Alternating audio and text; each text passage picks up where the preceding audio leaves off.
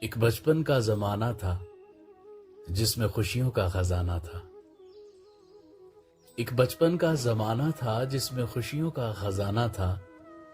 چاہت چاند کو پانے کی تھی، پر دل تتلی کا دیوانہ تھا۔ تھک ہار کر آتے تھے اسکول سے، پر کھیلنے بھی جانا تھا۔ بارش میں کاغذ کی کشتی، ہر موسم بڑا سہانا تھا۔ ہر کھیل میں ساتھی تھے، ہر رشتہ نبھانا تھا۔ رونے کی وجہ نہ تھی، پر ہنسنے کا بہانہ تھا۔ خبر نہ تھی کچھ صبح کی، نہ ہی شام کا ٹھکانہ تھا۔ غم کی زبان نہ ہوتی، نہ زخموں کا پیمانہ تھا۔